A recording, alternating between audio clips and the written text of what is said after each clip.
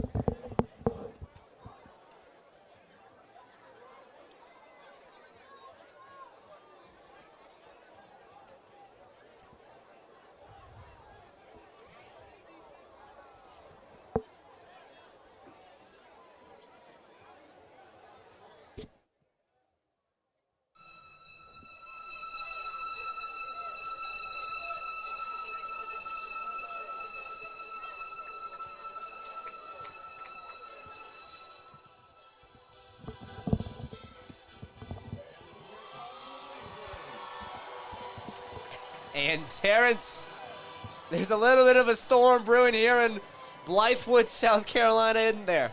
Absolutely. Same state as the University of South Carolina. Some sandstorm is getting going. Ridgeview, Dutch Fork are both taking the field, and the teams are meeting here at about the 35-yard line. Sparks flying immediately. A little bit of pushing and shoving going on, and you can tell they're ready for some football. Braylon Grant was diving in there for the Blazers, trying to push them all back. One of the coaches for Ridgeview ends up on the field. Coach is trying to separate everybody. As tight end Davis Butler giving Ridgeview some choice words after. KJ Dupree still all the way on the Blazers sideline trying to get his towel back. Well, if that doesn't tell you that they're ready for some football, I don't know what a better representation of it is. These young men are really ready to get this one started. Ridgeview going to be in some all-black uniforms with some silver helmets, and Dutch Fork rocking the all-whites. Yeah, I mean, I've seen some chippy games in my day, Terrace, but this is a whole bag of chips. Absolutely. Two teams top of their divisions and regions in the state. Obviously, Dutch Fork a powerhouse and has been a powerhouse for so long, and Ridgeview, you know, the past couple of years has really just continued to been on the up and up. And these two teams played last year, actually, a 7-point victory for Dutch Fork, who was able to score in the fourth quarter to pull away and take the lead and the victory. So Ridgeview going to want a little bit of a get back, and there's already a flag on the field. Yeah, and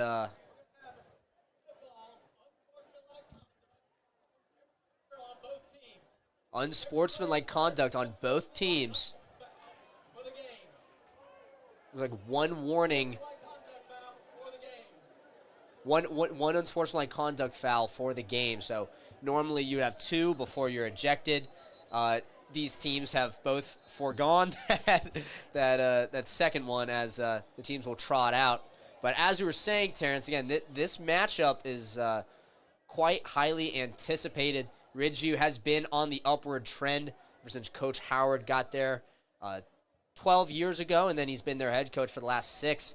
But you want to talk about trending upward over the last decade. Look no further than Dutch Fork. Terrence, they've won 9 out of the last 10 state championships.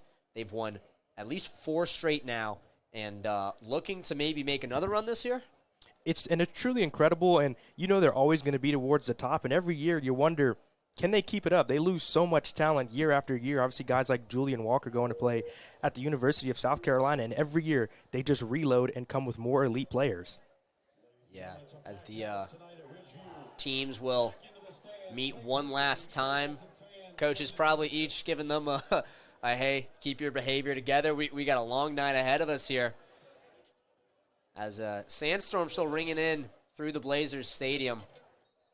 Terrence, who do you see being the X factor for both teams tonight? Well, for Ridgeview, I think it's going to start. I'm going to give you more than one person, though. It's going to be the whole offensive line. Obviously, we know what James Ross is going to bring, being a highly touted commit to the University of South Carolina, but it's those other guys on the offensive line, Michael Middleton, Aiden Gorey, Jaden Dutton, and Landon Green, who are going to have to really hold their own against a Dutch Fork defensive line that, other than Worth, is still a really good and really big defensive line. Yeah, and with Worth, they're even more dangerous. And it looks like Brennan Graham will line up to kick off for the Blazers. Back to return for Dutch Fork is Malik Miller, the star wide receiver, and Amari Harley, the star defensive back. He's taken a lot of kicks from last year. In fact, he had 149 kick return yards last year, so big play to a start of a big season here. And here we go. Send back left into the corner towards Harley. It will bounce out of play. A great kick there from Graham. Oh, no, it will be a flag as it bounced out of bounds. I got it confused with the punt. My apologies. And Dutch Fork will start out in primo position, Terrence. Absolutely. Not the way that Ridgeview wants to start the game. Obviously, a lot of energy. The guys are hyped up. They're ready to play. And you don't want to help out a team that you know is going to be a struggle to beat in the first place. But Dutch Fork, you'll absolutely take it, and they're going to look to get off to a hot start. And as we get going here, once again, we'd like to welcome you to the Bojangles Ridgeview Kickoff Classic. He's Terrence Harris. I'm Flugie Flugrath, and we'd also like to appreciate our wonderful production crew here for making this all possible, as Joe Polek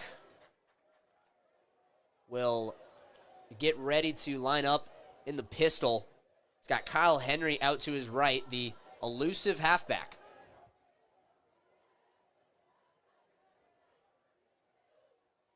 Two receivers to the left. Malik Miller to the right. Motions the halfback to the left side. That's Davis Butler, the tight end. Fake motion. He finds Malik Miller for 15 yards, and they're down at the 50. A quick first down on the first play of the game for the Silver Foxes. And a great start right there. Just a quick little slant action there to Corey Miller to get him going. And this is a guy that you expect to see a lot of good stuff from Dutch Fork. Only a sophomore. His brother Malik is a senior on the team. So maybe a little bit of a brother dynamic duo at the receiver position. You're correct. My apologies. That was Corey Miller on the reception. His brother Malik, the senior. Oh! And the hard count gets Ridgeview to jump off sides. That was Kyler Felder, the outside linebacker, sophomore for the Blazers. It's a good hard count by Knotts. So an early story early on here is the fact that already, obviously you have the flag for the unsportsmanlike conduct at the beginning, but that's now 2 additional penalties on Ridgeview so far that have just helped Dutch Fork kind of advance the ball. Only one, real play of offense been ran so far, and they're already across the 50. Yeah, 1st and 5 from the 45 for the Silver Foxes. Knotts will motion Henry out to the right.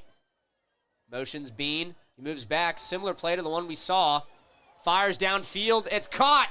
Taken down at the 35. That's Jalen Montgomery for the Silver Foxes. That's a good, strong throw right there from Knotts. Montgomery, as there's a flag on the play, but Montgomery knew that he was going to catch that ball and almost immediately get hit. Nice job looking that one in. Yeah, let's see what this one is. Refs are going to talk about it. Might have been a little bit of roughing on the tackle there. Again, DB not allowed to lift him up to bring him down.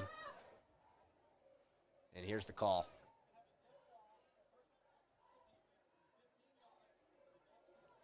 A personal foul against the defense for that tackle. That is a tough one. And now the ball spotted at the 20-yard line, and again, penalties on just the first drive. And Dutch Fork has thrown 2 passes, and they're already in prime red zone position to try and score here and take an early lead. Yeah, again, their offense deadly in the red zone. Last year, they scored on 86% of red zone trips. They scored touchdowns on 78% of those trips. Dutch Fork now scrambling to get their personnel in. And referees are going to send off defensive end for the Blazers.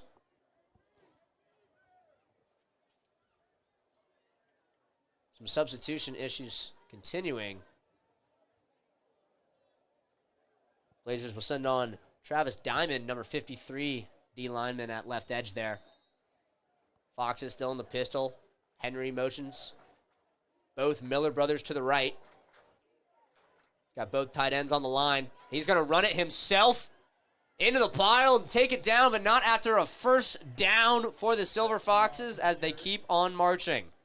And yeah, we're going to expect to see a lot of that from Jackson Knotts. Last year, 536 rushing yards, good for 41.2 yards a game, and had 9 touchdowns. So they're not afraid to let the quarterback use his legs.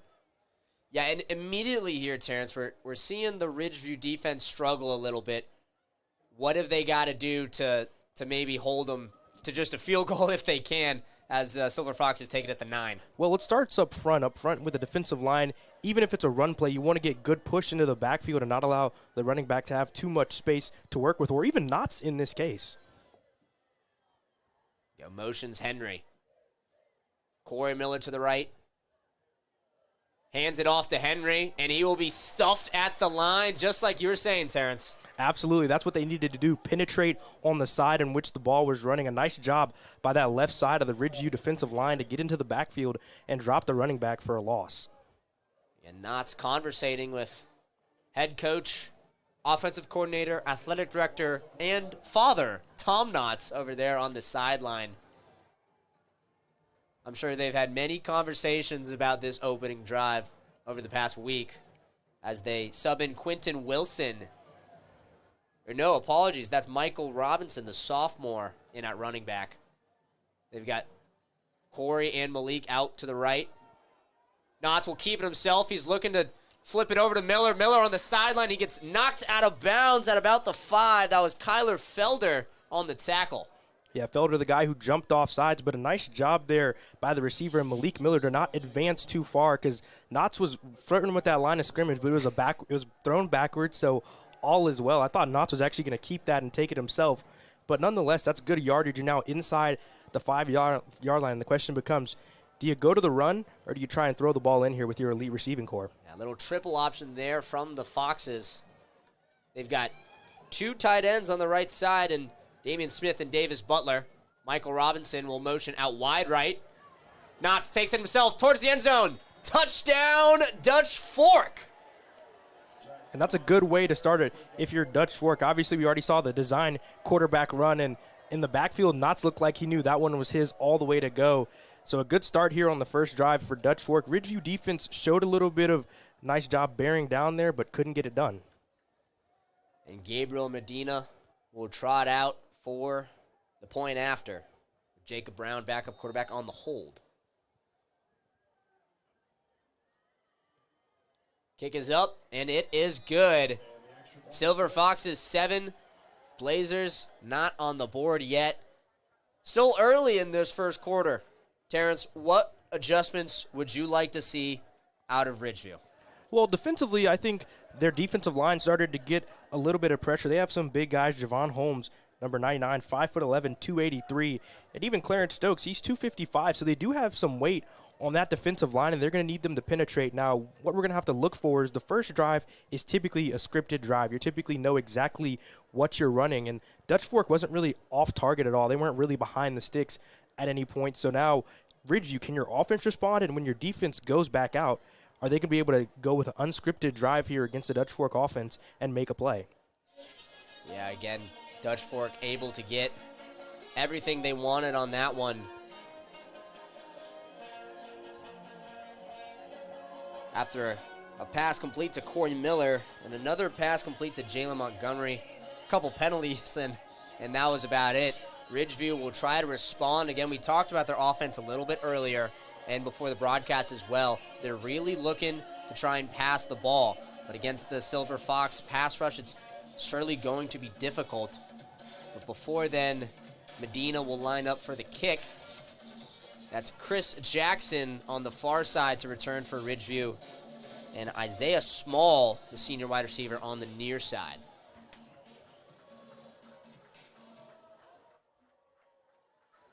And the kick from Medina back towards the end zone, and it will go through it for a touchback.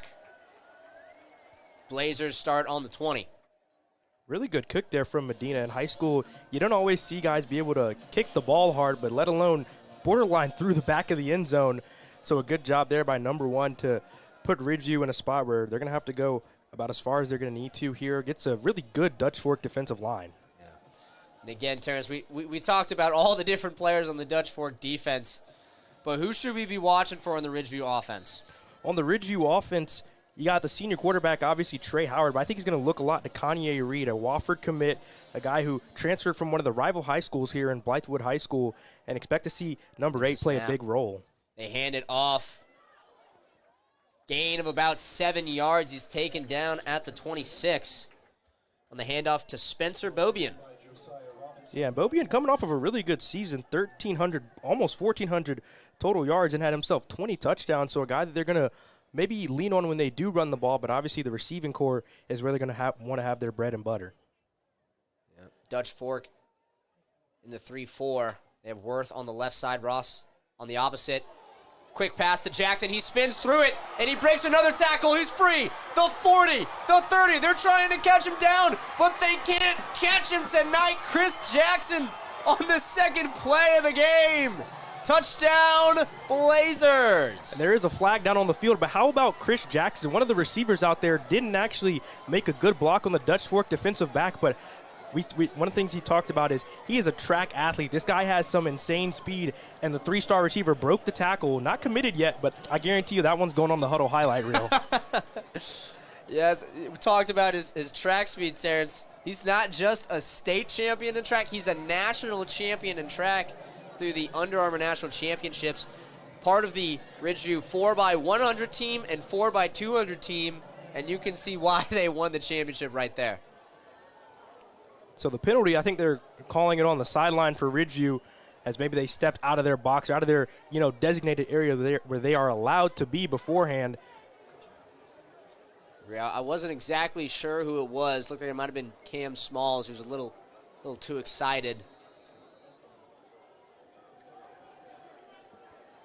Either way, touchdown stands as Brennan Graham comes out for the point after. And a stoppage of play. Maybe looks like some of the guys on the line are having a conversation about how their day went, maybe. I think there was the offsides penalty. The ref on the far side of the field threw the flag, and they're talking to a couple of people now. Let's get the call.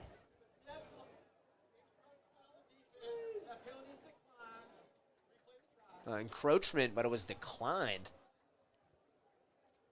It's an extra point. You probably just want to let your guy go out there and kick it anyways, as Toby Brooks is going to line up and try and tie this ball game at 7.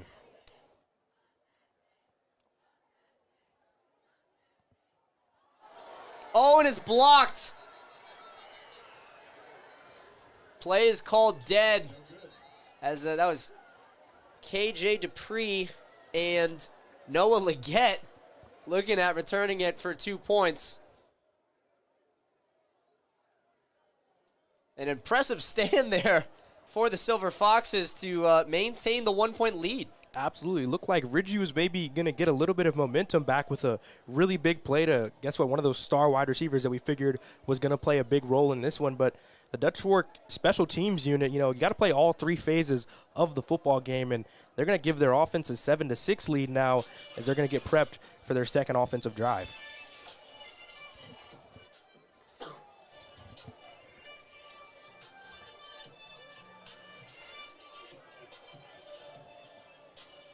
Again, both teams' first drive successful.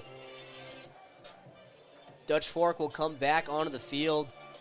We've got Malik Miller and Amari Harley back there to return. What can Ridgeview do about stopping Dutch Fork this time around? Obviously, being a little more disciplined with the penalties, but they got a nice couple slants there to Corey and Jalen.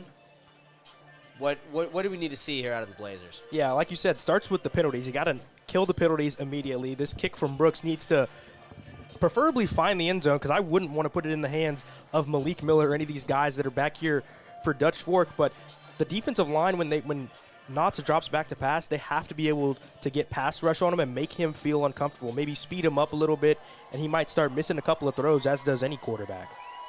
And the kick from Brooks will be back and fielded by Harley. Harley now trying to find his way, and he slips and taken down at the 15. That was Caden Garvin on the tackle. He's got some track speed too, Terrence. He was on that 4x100 and 4x200 team that won the national championship with Chris Jackson. How about that? Absolutely, and he's a sophomore, 6 foot, 168 pounds, but he's one of the only players on this Ridgeview team that you're going to see play both ways, a starting defensive back and a backup wide receiver, and even doing it on special teams. So you love when you have those guys that are ready to step up to the plate, especially in a big-time game like this. And you can see him down at the near side of the field, lined up against Corey Miller. Knotts still in the pistol. He's going to motion Bean on the left side. Looking downfield, rolls to his left. Fires downfield. He's got Malik open. Caught at the 40, the 20, and he's in for the touchdown. But I think that one's coming back. There's a flag over there, and I saw that the right tackle, Caleb Gibson, I believe, got a little handsy and maybe got away with a hold, but I think he actually got caught by the ref over there. This one, I think, is going to be coming back. Yeah, there's a flag all the way by the 10-yard line. The refs are, oh, yep, holding on the offense. And what was a highlight play for Malik Miller is 5 yards in the wrong direction for Dutch Fork. And that's real unfortunate, because Knotts, a nice job to scramble out of the pocket, a beautiful drawn-up play, and the tackle Gibson didn't actually have to hold because Knotts had plenty of space to throw that football, and that's one where it felt like at first, Ridgeview, you were talking about, they had to kill the penalties, but now one goes in favor of them on the defensive side of the ball. So now can they take that penalty and rally around it and maybe go get a stop here? Yeah, and Terrence, you got to think week one high school football, maybe a little bit of rust. Second half, what do you expect out of these teams? Second half, you're still going to see penalties. Penalties are part of the game no matter what. And listen, offensive line is not an easy position to play because your back is turned to the quarterback. So he knows Knotts is rolling out because the defender is trying to get away from him that way. But he has no clue how close Knotts really is, which may have been why he got caught grabbing a little too much of that beautiful black jersey right there.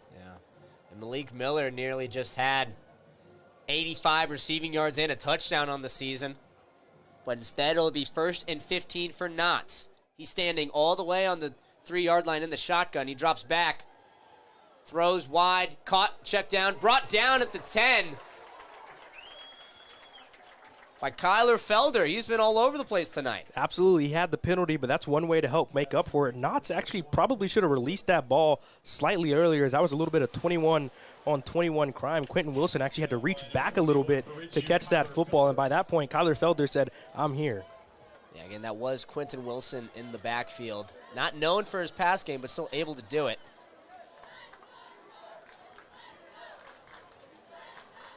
Knotts now, the hard count.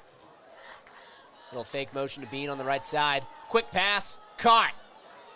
Trying to move some defenders. He's stuffed, but he's fighting through the contact. That's Corey Miller, gaining an extra few yards and a first down for the Silver Foxes. And how about the sophomore transferred from Irmo High School?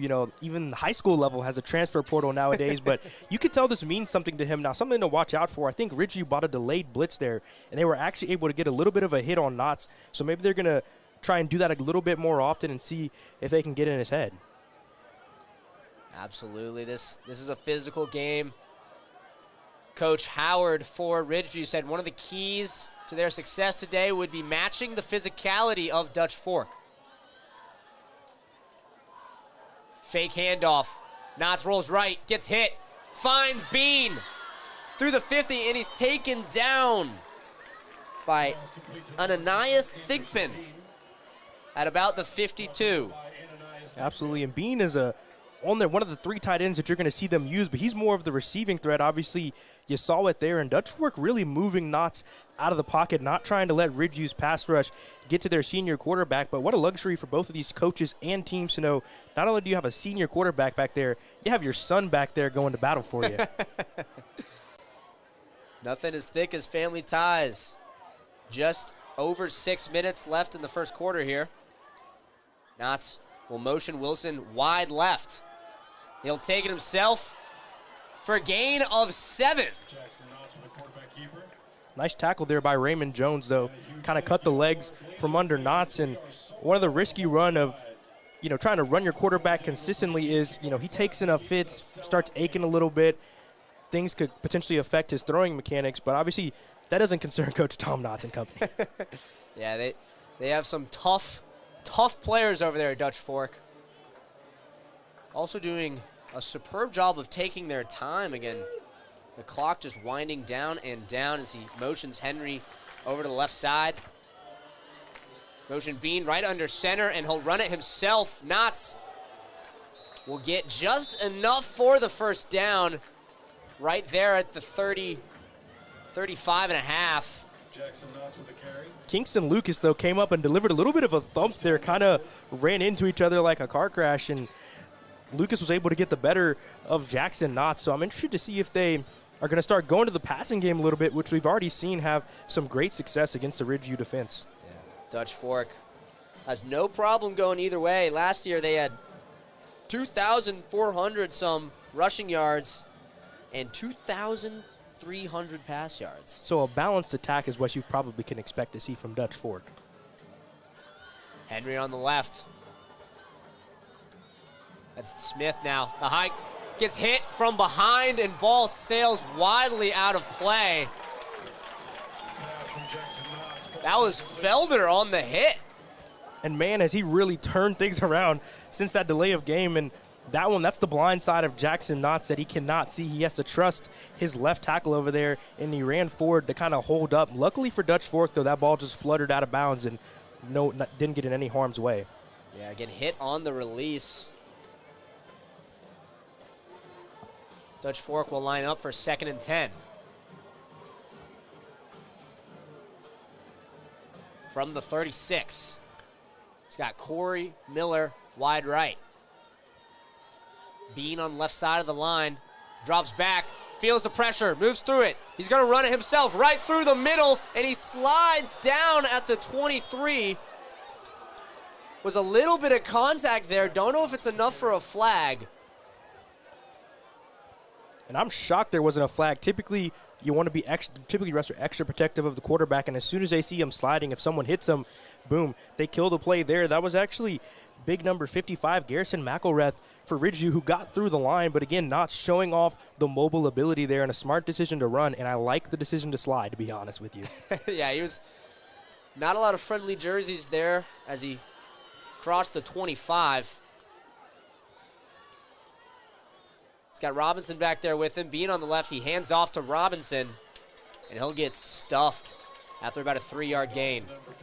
Raymond Jones been very active so far. Has been in on about every single tackle that hasn't been involved with Felder, by the way, because those two are all over the field right now. But you're really seeing this Ridgeview defensive line kind of bear down and really, dig their hands into the dirt and say, we're not going anywhere. We're here to play some really competitive football right now.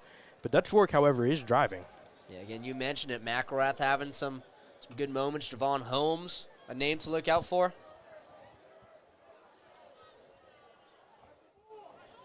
In the meantime, Knotts still back in the pistol. Now with Quentin Wilson. Again, it's really a running back by committee. We'll move Wilson to the right side of the line. Toss to Miller, and it's taken by Ray Jones, and he's off to the races. Knotts is trying to stop him, but he cannot get quite there, and Jones in for the scoop and score. And what a fantastic play there. I like the decision. The play was drawn up really nicely, but Malik Miller, the senior, couldn't hold on to it. And talk about right place, right time. It falls perfectly into the hands of, guess who? It's Raymond Jones once again, and he's able to outrun Knotts. And that's how you help your team out a little bit, especially on the defensive side of the ball. You go get a touchdown for your boys. And Ray Jones, off the fumbled touch pass, runs it back 75 yards and gives Ridgeview the lead. Couldn't have drawn it up any better if you're Coach Howard and company. Your defense, that you saw the defensive line kind of start to, break things down on the Dutch Fork offense and make things a whole lot more difficult. And what they say, one of the things I've heard a lot of famous defensive players say, tips and overthrows, we got to get those. Now, this wasn't quite an overthrow, but nonetheless, when that ball goes in the air, it's every man for themselves. Looks like they might have thrown a flag against Ridgeview there. Didn't quite catch that. Either way, the score is good. Coach Howard not happy. I think the play clock may have been running down, and they want to go for two, obviously. Now is a timeout by Ridgeview. We will take a break and be right back for the extra point in just 1 minute. Remember, the heat's not just in the kitchen. It's on the hardwood. Top teams and big flavor, all at the Bojangles Bash. The Bojangles Bash is back. It's bow time. On the court. It's bow time.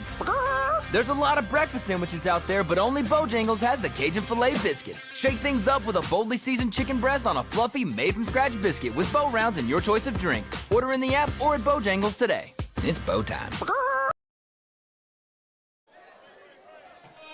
Again, thank you for joining us in this amazing inaugural Bojangles Ridgeview Kickoff Classic.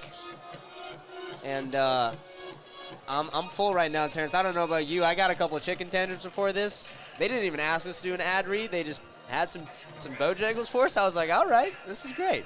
You can never go wrong with a nice chicken supreme combo and a nice little lemonade from Bojangles, one of the few places that serves breakfast all day, and that's also a great thing. Yeah, and in case you missed it, right before the commercial there, Ray Jones, a 75-yard scoop and score for the Blazers, puts them up 12-7 after their first touchdown from Chris Jackson had the PAT blocked. They'll come out for the PAT here. Looks like they're just going to try to kick it in for one.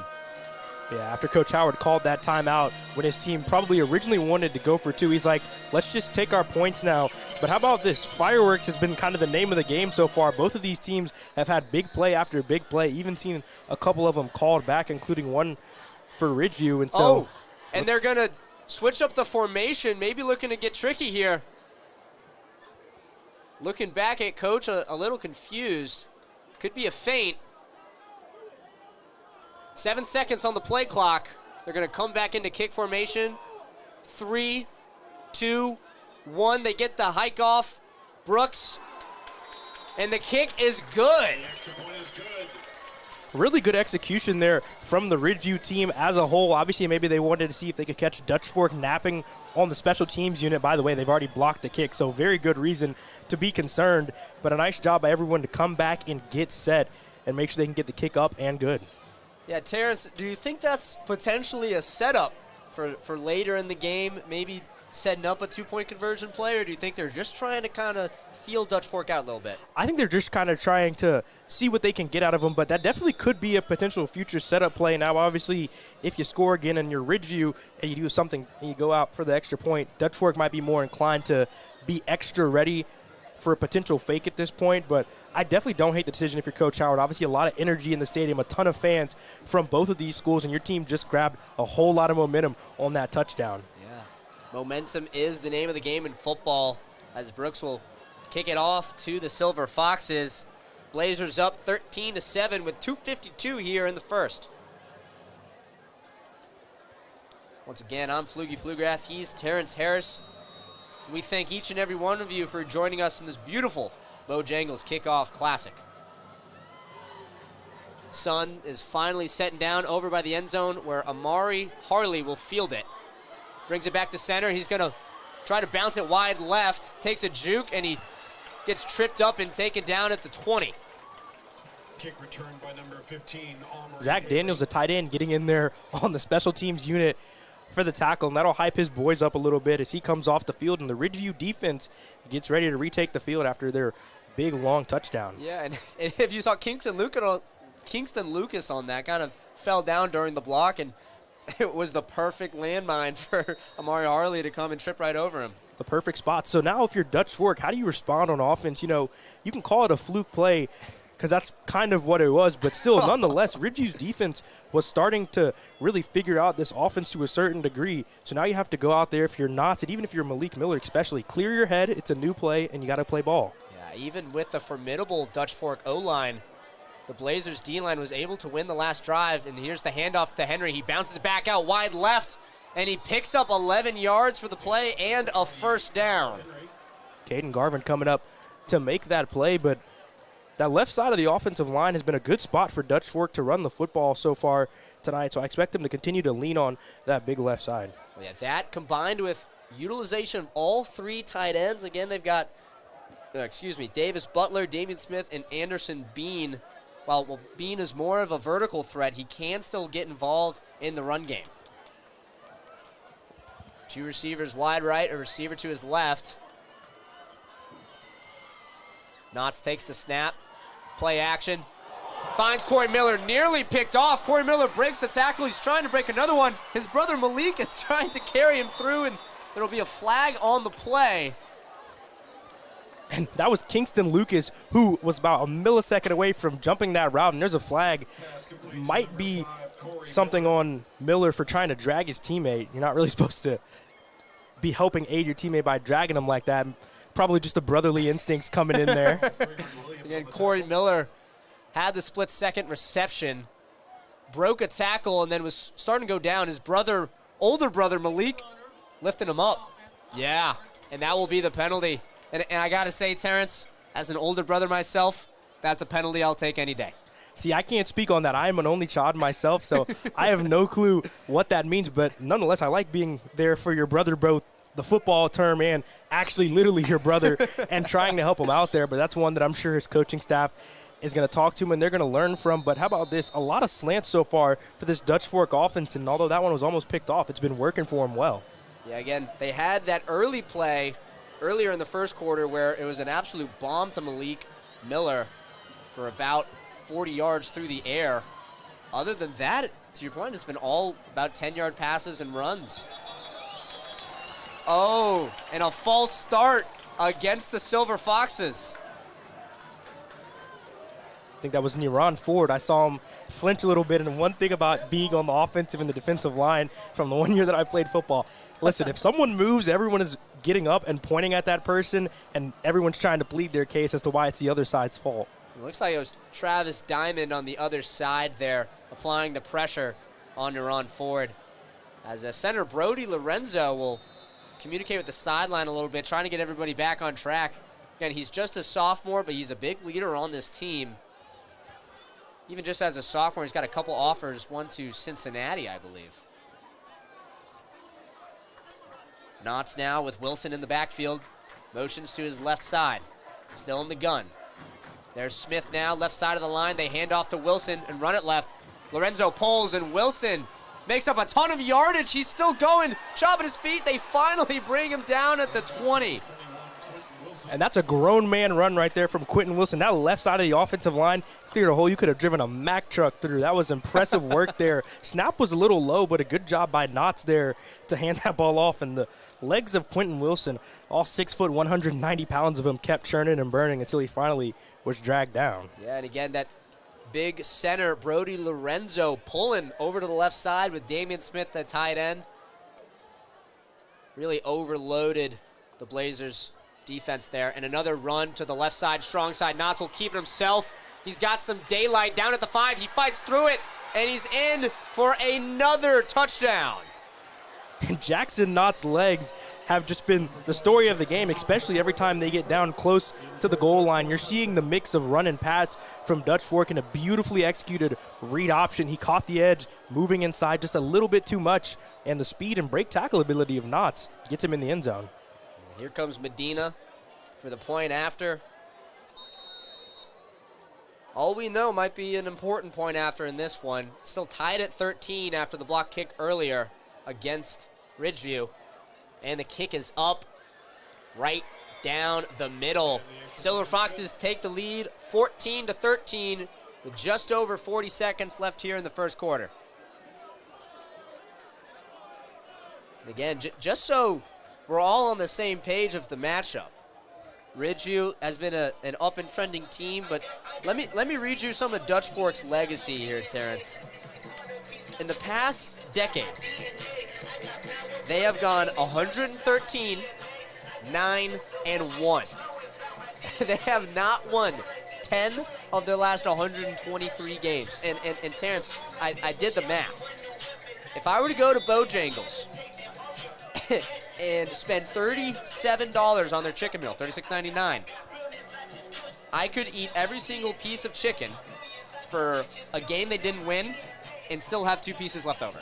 And see, that's insane. That's what we call the standard. That's how you set the standard and you keep it. Some people have even compared them to the Alabama of, the Nick Saban era where they were just constantly dominant, but arguably this is just as impressive because even Bama had their years where they didn't win it all. But if Dutch Fork is playing football that season, they're going to be in the championship game, and then 9 times out of 10, actually 10 times out of 13, going to win it. Again, that one time where they did not was 2021, where Gaffney beat them 22-19. A highly contested game as that kick will go into the end zone for a touchback. Blazers offense comes back out. Again, they had that. We haven't seen much of them so far since the Chris Jackson spin and 75-yard run in between the Ray touch pass 75-yard run. It's been a lot of track practice today. What can Dutch Fork do to try and slow them down? Well, I think if you're Dutch Fork, you just got to go out here and bring your brand of defense. The defensive line is something they're going to rely heavily on to get pressure. But what you saw there in just those 2 plays, Ridgeview not going to let Howard hold the ball long, and they're going to want to get their dynamic receiving threats out on the edge and in space. Howard hands off to Bobian, who cuts it back left on the counter. He gets wrapped up after 6 yards. So that was KJ Dupree who came up and made that tackle. But we've seen good vision from the quarterbacks and the running backs in the running game thus far. Have seen quite a few cutbacks that have resulted in positive gains. Yeah, and Dupree has not shied away from any aggression here today, both during the game and before the game. Again, there are some sparks flying in the pregame as the teams met on center field, but it's all about what happens during the game now. Pass to the right side is over the head of number 6, Tyler Mathis. Yeah, Mathis, a 5'9", 155-pound junior. He's going to be out there with Kanye Reed and Christian Jackson, and the O-line for Ridgeview actually gave a pretty decent amount of time. Howard just let that one go and kind of airmailed it over his receiver's head. Yeah, and O-line doing an amazing job considering they're going up against Jaden Worth, who's committed to Clemson. He's the 3-star. I believe he's maybe the 3rd top D-line. Yeah, the 3rd best D-line recruit in South Carolina right now. Howard the snap, feeling the pressure, steps up, and he's taken down by the 3rd best D-line in South Carolina. It's Jaden Worth. Absolutely, and you were waiting for this defensive line of Dutch Fork to make a play, namely Jaden Worth, who you're going to see line up all across that defensive line, taking advantage of any and all matchups. And that was the first time Dutch Fork's really had a chance to get back there on Howard, and they did a good job of wrapping up there as this first quarter is going to come to an end. Yes, and thank you. And what an exciting first quarter was. Dutch Fork, the visiting team, up 14-13 as they launch some Bojangles shirts into the stands here. Again, we will be right back after these messages from Bojangles.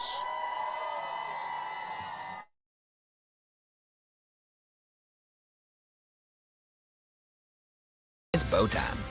From sweet to heat, Bojangles has 6 sauces to add a little extra flavor to your chicken supremes. So head to Bojangles and try a sauce today.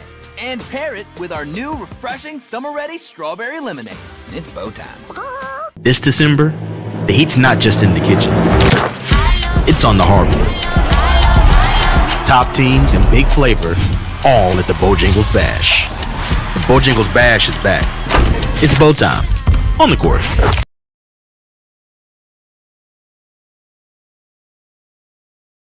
December, the heat's not just in the kitchen. It's on the hardwood.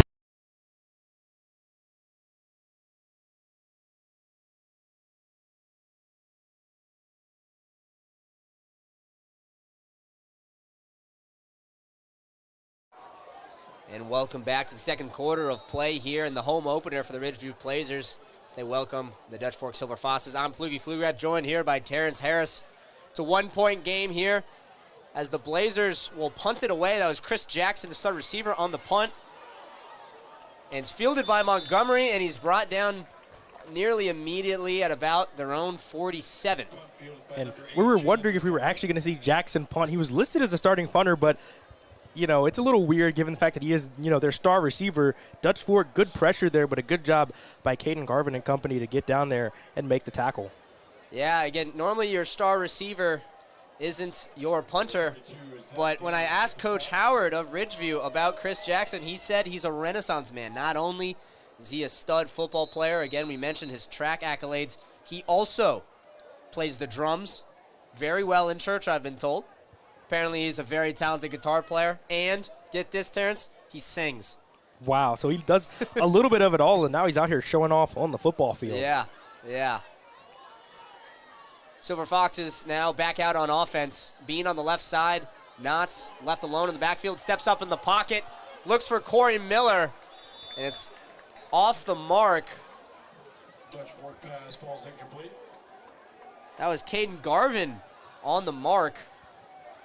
Pretty good coverage there on Miller. Made it real tough for Knotts to hit the window. Absolutely, and nice. Thigpen was shifting his way over there. That was playing a little bit of a safety position and was able to get his hands up. But this is really the first time in this game, you know, excluding the big, you know, fumble play that happened with the Dutch Fork offense. This is the first time either team has had really good field position here. So can Dutch Fork take advantage, and can Ridgeview kind of bear down here and help their offense out and get a stop?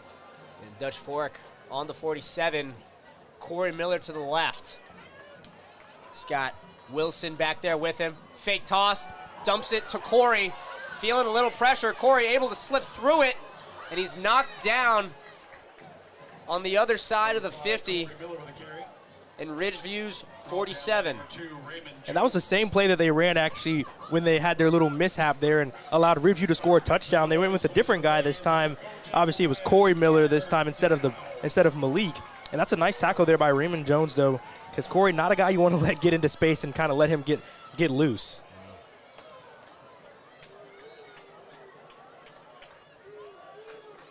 Malik Miller and Montgomery on the left. Corey Miller on the right. They've got Bean, the tight end, on the line. Malik moves to the slot. Not the empty backfield. Dumps it off. A little juke move from Malik Miller. Breaks a tackle, dragging his defender all the way to the 27-yard line. That was Kingston Lucas. Nice job to wrap up, but Malik Miller feeling a certain type of way after helping Ridgeview out and giving them a couple of points. So he's going to do everything in his power, and he was wide open on that curl route. Just sat down in the smack dab middle of the field and had space to run. Again, Ridgeview likes to give a lot of different looks defensively. 3-4, 4-3 nickel. Quick snap here. Knotts will keep it himself. Little Le'Veon step, and he winds up at the 20. Knotts trying to get his third rushing touchdown of the game at this rate.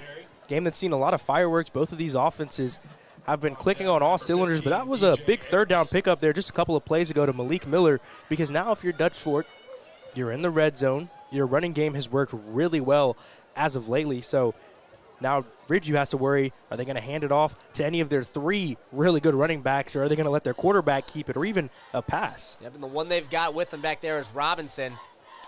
It's got Montgomery on an island here on the near side of the field. He's going to hand it off to Robinson.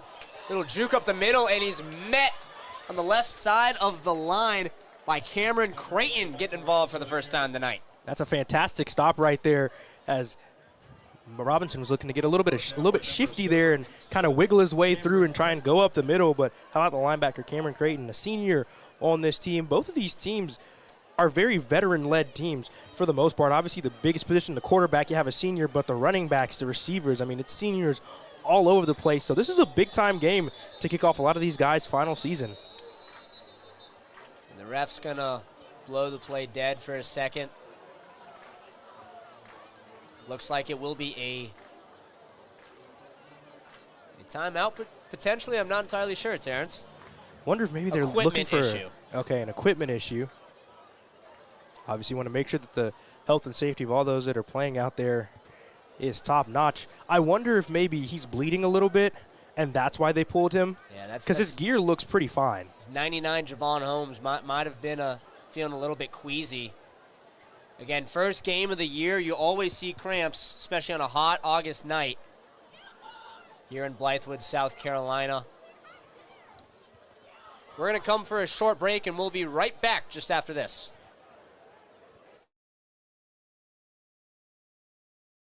December, the heat's not just in the kitchen.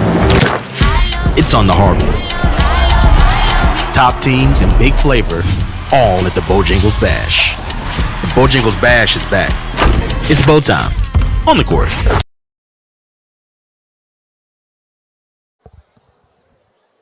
And we're back here in big, bold, beautiful Blythewood, South Carolina.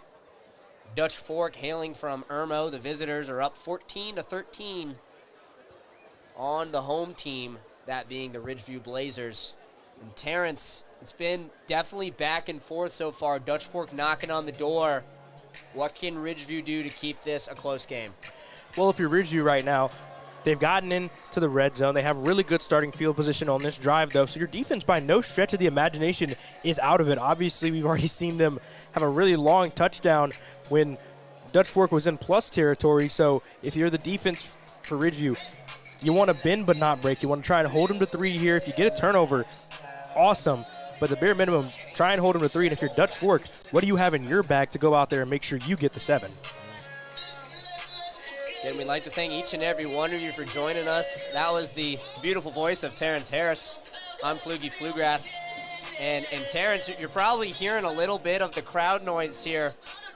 Before the game even started, there were 1,500 tickets pre-sold, and I've just been told that we have a sellout crowd here, 4,500 in total at Ridgeview High School in Blythewood, South Carolina. You ever play in front of a crowd like this? No, not even close. My middle school crowds were maybe 100 plus, 100, 200, and most of those were typically parents that were just there to watch. But it's good to see the students for Ridgeview come out here and, support their classmates, their teammates, their friends, and all that, and come out here against a really good Dutch Fork team, and they've bought the energy so far. You can see the parents in the stands, a lot of customized shirts and jerseys, which I think is always one of the funniest parts of the games, because you really just get to see whose family is kind of whose just off of a shirt.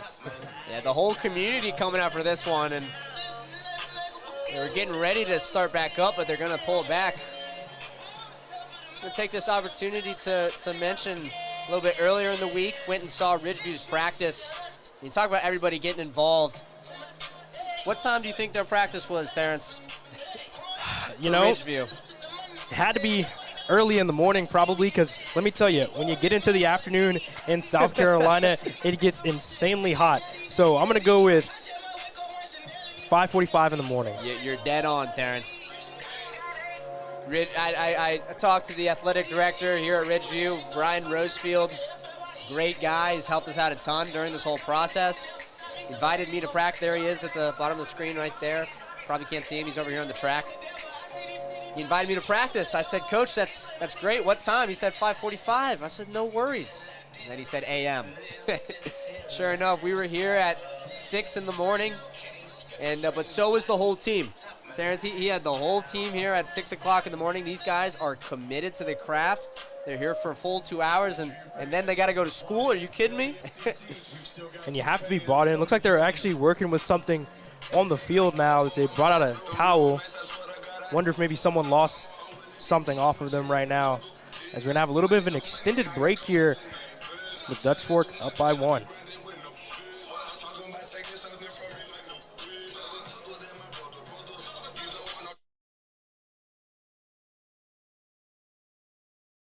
December, the heat's not just in the kitchen.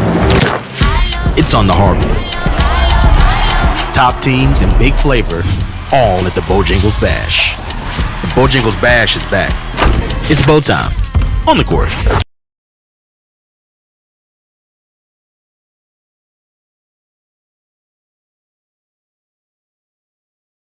Time. There's a lot of breakfast sandwiches out there, but only Bojangles has the Cajun Filet Biscuit. Shake things up with a boldly seasoned chicken breast on a fluffy, made-from-scratch biscuit with Bo rounds and your choice of drink. Order in the app or at Bojangles today. It's Bo time. Welcome back. If you're joining us now, Dutch Fork is on the 17-yard line, trying to extend their 1-point lead. Knott's feeling pressure. He dumps it off the bean on the tight end slip screen. And he's in for the touchdown. What a beautiful drawn-up play there from Dutch Fork. Obviously, with the screen pass, the offensive line is going to let the guys come through a little bit, let the D-line come through so that way they can dump the pass off. And that time it was a dynamic tight end, Anderson Bean, who made that play. There's a Ridgeview player down on the far side of the end zone. Looked like he may have a cramp because he's already lifting up that leg, but a good play there. You saw all the big fellas for Dutch Fork just get out there and blocking, and I think Caden Garvin might have been isolated on an island against 3 offensive linemen. Let me tell you, 90% of them are over 250 pounds, so that is not a fun battle for a defensive back. Yeah, Travis Diamond for the Blazers shot out of a cannon, but Knott's great job keeping his composure, able to dump it off the bean, and at the time right now puts them up 20-13. And, you know, still a one-possession game here, no matter what, as long as Dutch Fork does indeed elect to kick the extra point. That was DJ Epps, the linebacker for Ridgeview, hopping off the field. Really hope he's okay. He's a big part of this defense. Yeah, senior linebacker does look, luckily, I say luckily, although cramps are not fun, but it looks like it was only a cramp, which is definitely can err on the better side when it comes to injuries. And here's Medina for Dutch Fork for the extra point. Kick is up, and it is good. As Garvin nearly got a piece of that one, but either way, gets through the uprights. Silver Foxes 21, Blazers 13. And already on a much more electric pace than I'll say last year. Last year at halftime, there were only 14 total points scored. I think we have a little bit more than that, and we're on pace for a really high-powered offensive game, and it may just come down to which defense can get that one last stop in order to help their team prevail. Yeah, and it's obviously a game of two halves, but the first half has been pretty tight, all things considered, especially when you think of how Coach Howard said one of the keys to the Ridgeview Blazers' success was going to be keeping Dutch Fork off the field, but they've had the time of possession nearly the whole time. Absolutely, and to be fair, not to the fault of Ridgeview, who's had a couple of really big plays. You can't really control the time of possession when you have your defense go help you out a little bit, and you have Jackson who takes off for about a 75-yard touchdown on the second play from their drive. Yeah, only one punt of the game so far. That was by Ridgeview, but now Medina will kick it off to the Blazers.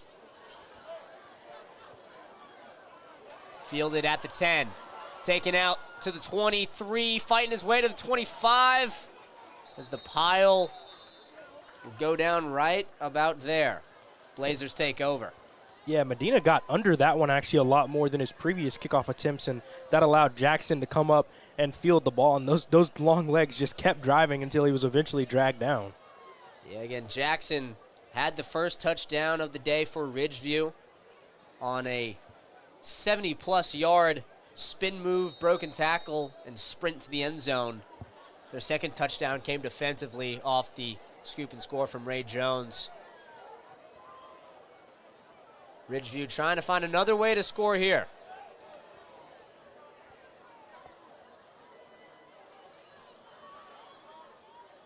Trey Howard in the shotgun. Snap goes high. And Bobian falls on it at the 9-yard line. Rough start to the drive for Ridgeview. Yeah, and that's a big number, 52, Landon Green, a junior, 5'11", 251-pound center, and that one way over the head of both Howard and Bobian, who both stand just under 6 foot. And I was getting ready to say, this is only the third offensive possession for Ridgeview, and other than the big play that they had from Christian Jackson, obviously in the second drive, they've got stopped and are first to punt. And they got Jackson in the slot. He's the blocker. As the screen to Kanye Reed goes wide right, but he is stuffed. And number 24, Josiah Robinson for the Silver Foxes. Good play there from the linebacker, Robinson. When you have sideline-to-sideline speed like that and you're seeing Ridgeview want to get the ball out in space, it's very key that your linebackers are not only able to get to make the play, but also wrap up and make the tackle, because you don't want to let any broken tackles like they saw against Jackson. Oh, and that was Peyton Bishop getting a little antsy, the outside linebacker. 5-yard penalty.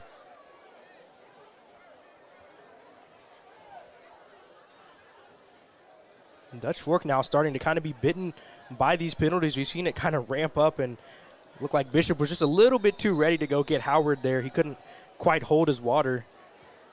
So that'll help Ridgeview out a little bit. I believe it's about 3rd and long here for the Blazers. They run another quick pass out to the sideline. Keeps it in play. And he's tackled by Worth at the 40. That was Isaiah Small on the quick screen to the right side. Brings it to about 4th and 2. So now the question is Ridgeview going to go for it? As big number 66, I think that might be Aiden Gary, is now off the field, and he's taking his glasses off, maybe gotten away a little bit, but nice move there. And number 27, Dupree, almost came and punched that ball out at the end. Big snap here for the Blazers. Looked like they may just be trying to get him off. Stud tackle James Ross on the sideline. Trey Howard now communicating the audible. They hike it, hand off to Bobian. Splits it up the middle. It's going to be close. Spot is at the 41. Looks like he's going to be short, and there's a flag on the play.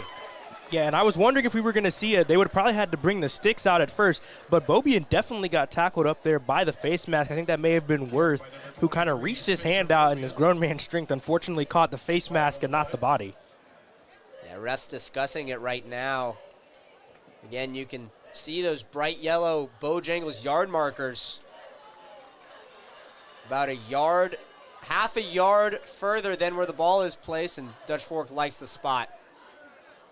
And I think Dutch Fork is saying that they think the penalty is on Ridgeview as their defense ran off the field, so maybe they heard something in the ref huddle that we didn't. We're going to have an unsportsmanlike conduct foul against Ridgeview on the sideline for the head coach. It'll be first down.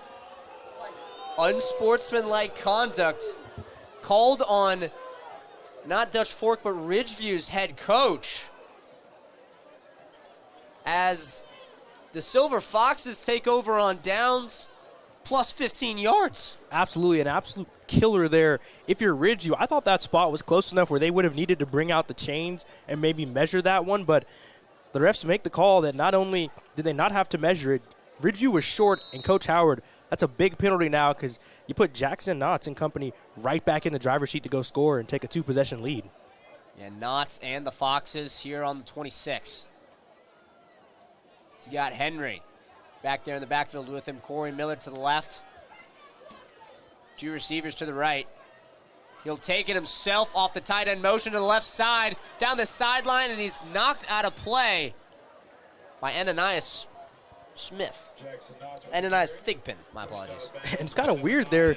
You wonder if maybe he was a little concerned about potentially hitting the quarterback and getting a flag thrown on him, because he kind of threw his shoulder at Knotts and didn't really give him a hit, but luckily Knotts close enough to the sideline where he just kind of stepped out. There's Damian Smith, the tight end, helping out in the blocking effort. Now on the 15. They picked up the first down, so it's 1st and 10. Henry in the backfield. Corey Miller, wide right on an island. Motion from Bean, the tight end on the right side. Knotts keeps it himself off the fake handoff. Diving towards the end zone, he reaches, and he's marked down at the 1. Knotts wanted the hat trick. And that was a very close one. Cameron Creighton just barely was able to grab Knotts and drag him down. And I actually thought Knotts rolled on top of Creighton and was able to reach the ball out. But he's going to be called short, and you have to wonder if Dutch Fork is just going to go right back to their senior quarterback and try and get him his 3rd touchdown of the day. Yep, they've got 2 tight ends out there in Butler and Smith. Henry also on the right side. Looking for maybe a quarterback keeper and just take it right down Main Street. And he hands it off to Henry for the score. Touchdown, Dutch Fork. And that's that big offensive lineman right there getting some great push against the Ridgeview defense. 250 pounds, 265, 300 pounds, 240, 240. So these are some really big guys, and you saw them kind of impose their will there, especially on the run plays on that drive. Again, that's Moore, Lorenzo, and McNeil, the front three for the Silver Foxes, asserting their will on the 1 yard line as Medina comes out for the extra point.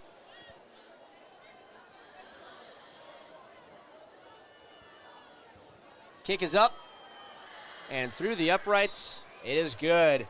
28-13, the Silver Foxes lead. Just over 5 minutes here left in the first half. And the story of the game so far has not only been fireworks, but it's the Ridgeview defense that has both made plays, but they've also been left out to dry by their offense a couple of times. It's now twice that Dutch Fork has received really good field position and gone on to score. So it seems like Ridgeview now needs their offense to get going. Howard going to have to lead his team down here on the field and at least try and put up some form of points here. So the Ridgeview defense has not allowed any huge plays so far, just a lot of smaller big plays. Do they potentially risk putting some more guys in the box and 5 yards from the line of scrimmage to stop those short passes and those QB runs and risk giving up the deep ball, or just kind of stick with your identity and see if you can kind of bounce back? Yeah, I don't think you go too much away from your identity because, to be honest, like I said, you've had some really unfortunate starting field positions and a couple of penalties that have hurt you too, that have put you in bad spots. But the Ridgeview defense as a whole has really not played that bad. The score does not indicate how either side of the ball is played, in my personal opinion. Again, the interesting factor will be Ridgeview's offense. We've only seen 4 drives of them so far. A touchdown, a punt, and a turnover. A touchdown, 2 punts, and a turnover on downs. We'll see if they can get the ball rolling here. 5 minutes to go in the first half. And if you're Ridgeview, very important that you not only score points, but you need to take some time off this clock to not allow Dutch Fork to do anything if they do get the ball back. And Chris Jackson fields it for the Blazers. Takes it out to the 20. He's trying to bounce left. Shakes off a tackle. Bends around, and he'll end up out of bounds at the 40. He was chased out by Josiah Robinson. A great return there for Jackson and the Blazers. Just what the doctor ordered, your special teams helping your offense out a little bit. So now, can Trey Howard come out here and find a way to lead his team down the field? Are they going to try and lean on the offensive line against a Dutch Fork defensive line that has really found their footing so far? And Blazers will break the huddle and come out. They've got Small, Jackson, and Kanye Reed out there as receivers. Bobian in the backfield with Howard.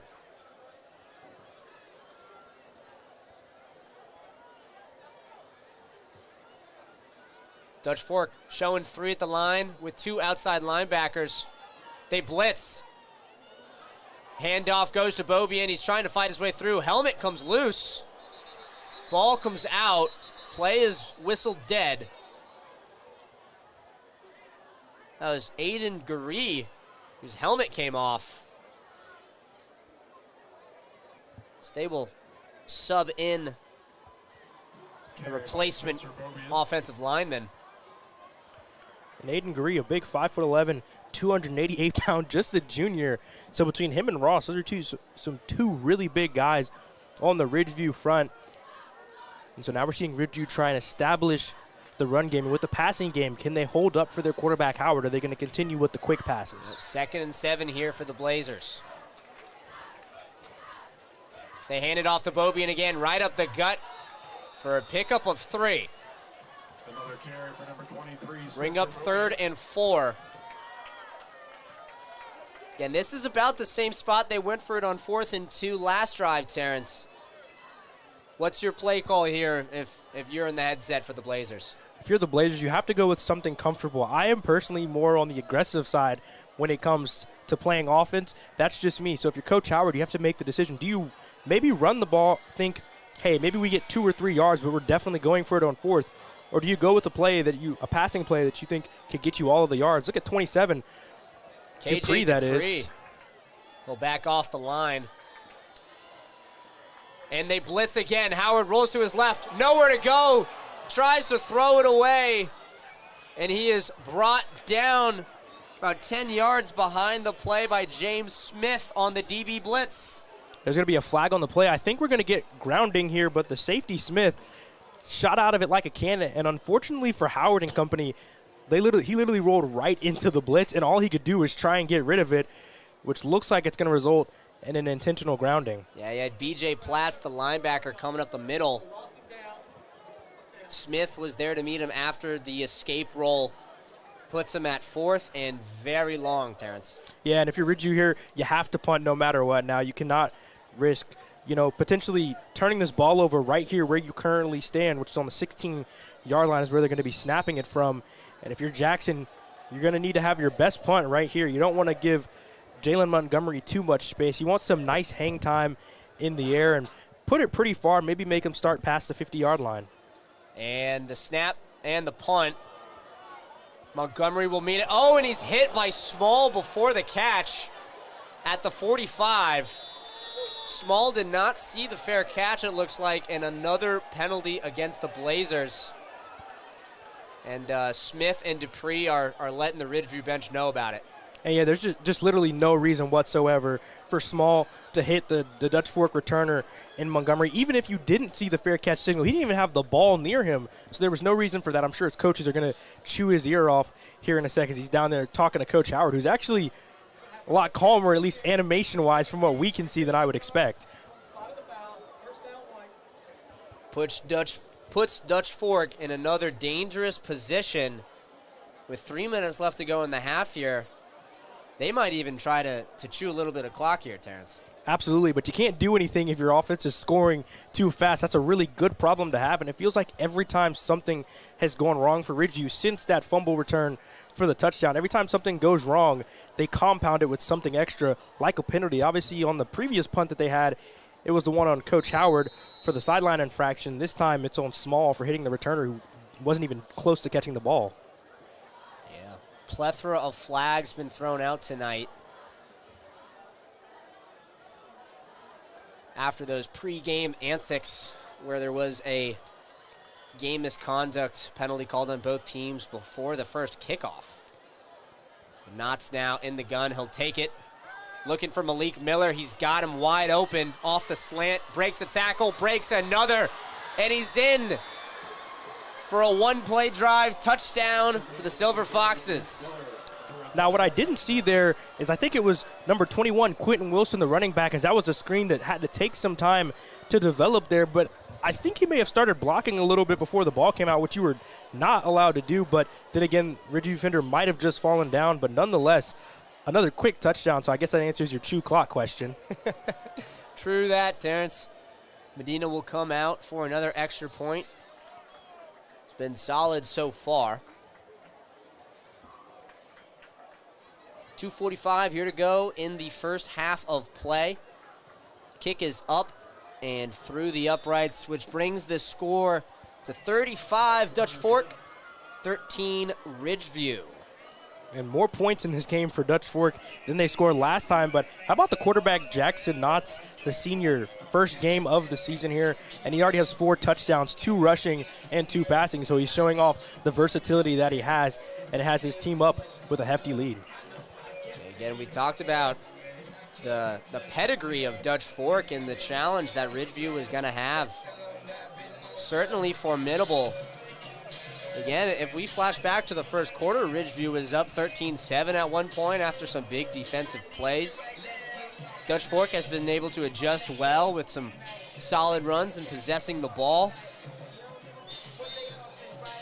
What has Ridgeview got to do here to really build some momentum going into the half? Well, they've got to get him any sort of rhythm, whether it's a mix of running and passing, and their offensive line has to hold up. You go back and you look at this game, like you said, when Ridgeview was up 13-7, the moment that it shifted was the moment that the line of scrimmage battle didn't just shift to Dutch Fork, it overwhelmingly shifted to Dutch Fork, and Dutch Fork started dominating both on offense and on the defensive line, and that's where the battle is won. The battle is won in the trenches. You give your quarterback time. You open up holes for your running back to run through, and it'll help your offense be successful. And so far, Dutch Fork doing a much better job than Ridgeview, but there's still time on the clock. Again, we've mentioned the formidable Dutch Fork defensive line, starred by Jaden Worth, but Peyton Bishop, also a top 15 prospect in the state of South Carolina. Jacoby Allen, Bryson Robinson, Elijah Groupie rounding it out. Quite the tough task for Ridgeview's offensive line.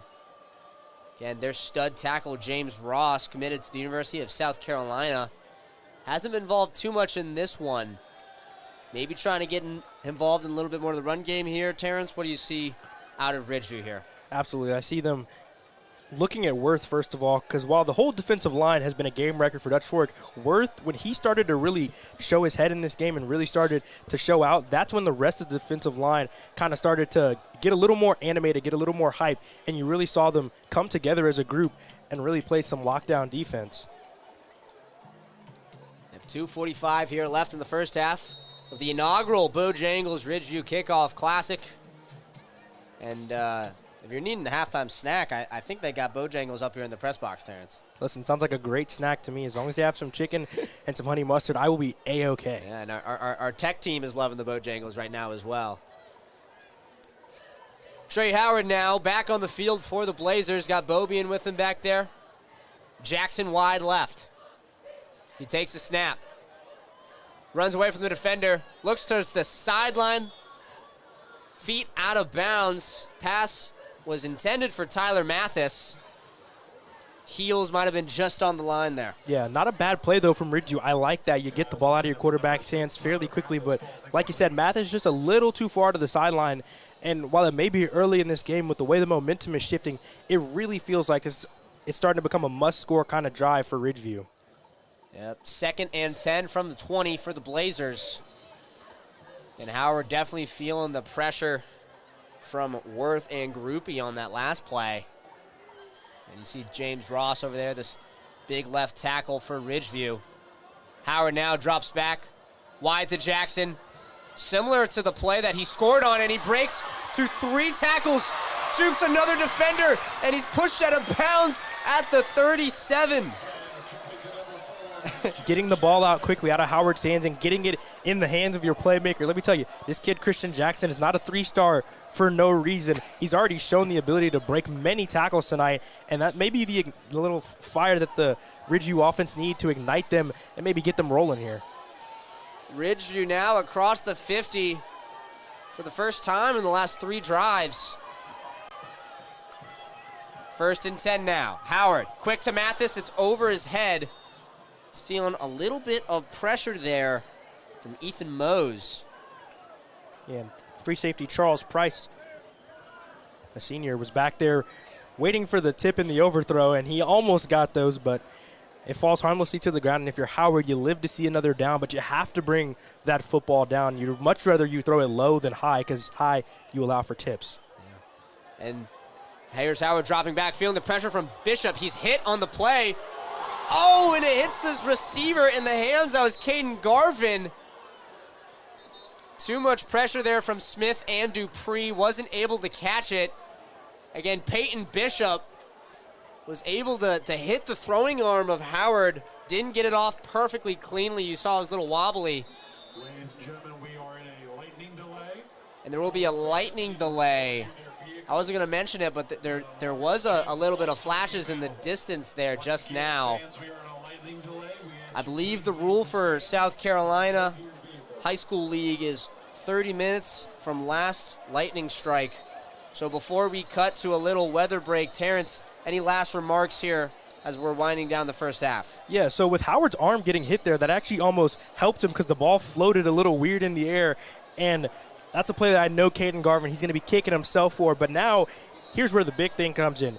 If you're Ridgeview, you were just getting ready to go in the half, but, man, this may have come at a really nice time for them, a chance to regroup here, go into the locker room, get a little bit of what I'm going to call a first halftime before the actual halftime. And so now you'll see oftentimes in the college game where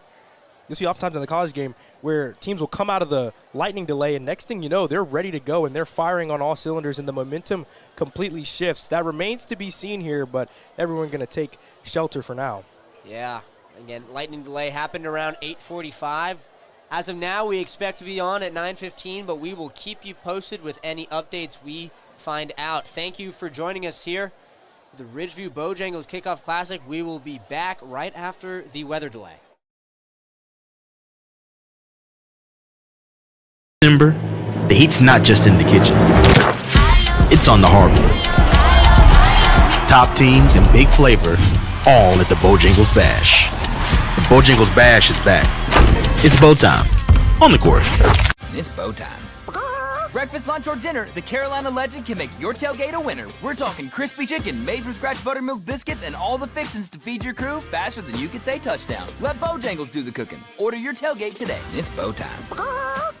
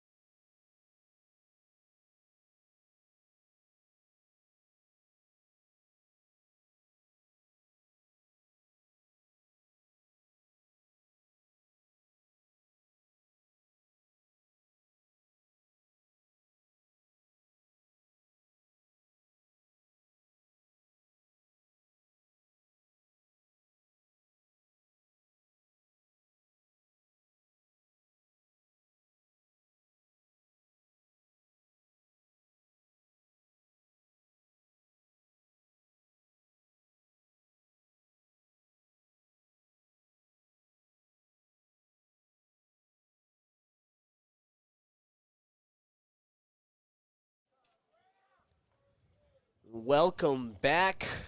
I seem to have forgotten where we've been, but it's been about an hour in total of rain delay, an hour 15. We started this rain delay at 8:45, but welcome back to Ridgeview High School in the inaugural Bojangles Ridgeview Kickoff Classic.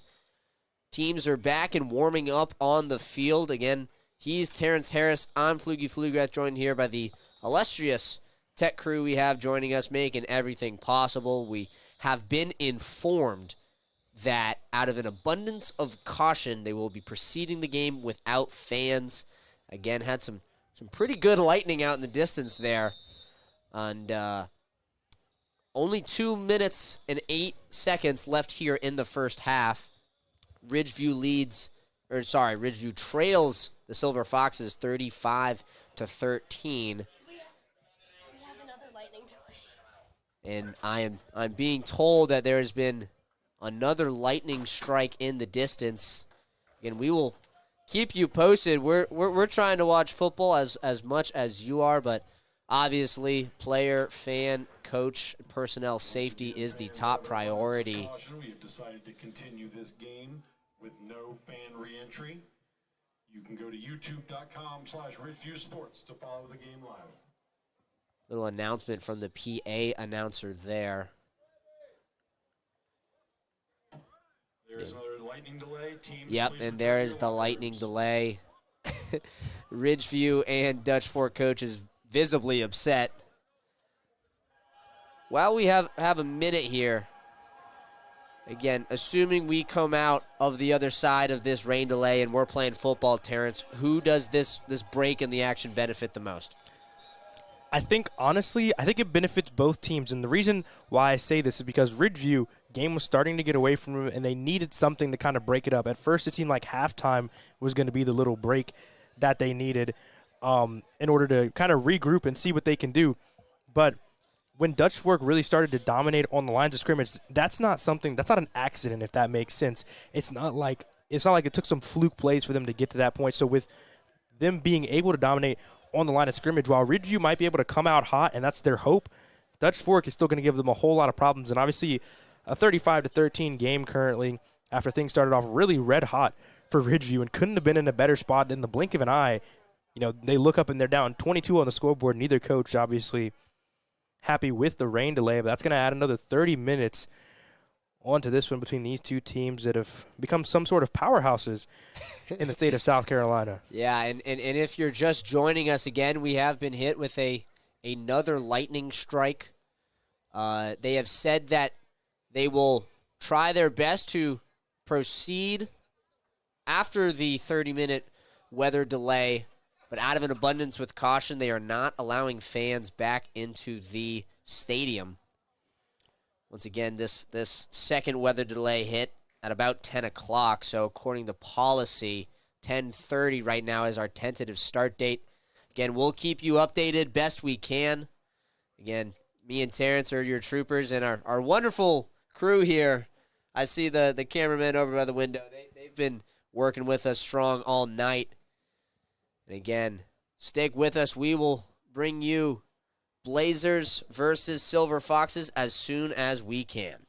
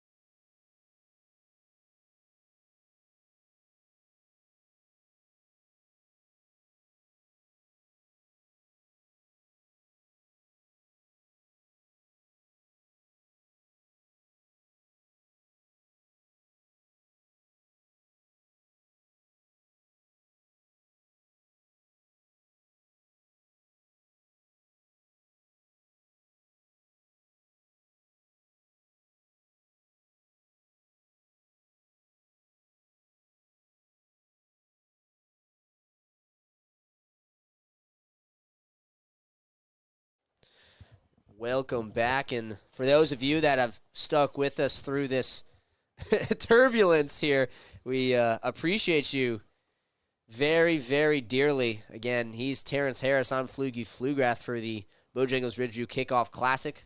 We have just received word that the game will be postponed to a later date. That date is to be determined. Again, right now, as it stands, Dutch Fork up 35-13 in the first half with 2 minutes and 8 seconds left in the second quarter. Again, we're not quite sure what that date's going to be yet. I imagine we'll be back there to bring you the second half of what's bound to be an interesting football game. But it kind of changes the dynamic a little bit. You almost get like a test run of what's going to work, what's not going to work. Who does that benefit more going into the postponage?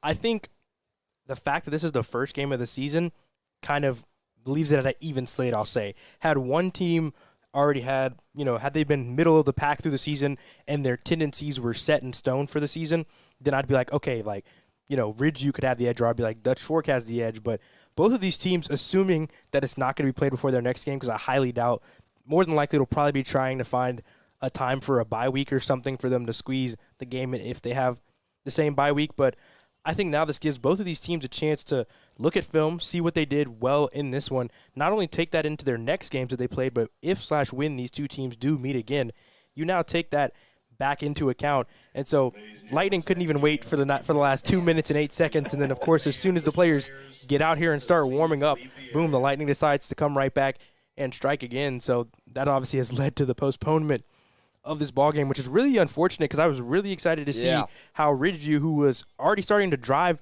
with those 2 minutes left in the second quarter, whether they were going to be able to finish off that drive, and coming out of the second half, they would have gotten the football. That's a chance to double up and score. I mean, if they did that, it would have been a 27-35 ball game. We'd be talking about it a whole lot different. Absolutely, Terrence. And, it's even interesting to think, Chris Jackson had so much left to do. He only had 2 receptions so far this game, probably somewhere around 100 yards. Very interesting indeed. And also, the silver lining is that there will be fans, presumably, at this next game, so we won't have to finish the game without any fans, as was the original plan due to safety concerns. Now there will be the crowd behind them. Again, no word on when the postponed, rescheduled date will be. I imagine they will pick up right where they left off. But for the time being, we'd like to thank each and every one of you for spending your Friday night with us under the lights here in Blythewood, South Carolina. He's Terrence Harris. I'm Flugie Flugrath. And from our whole amazing production crew here, we'd like to thank you and wish you a very good night.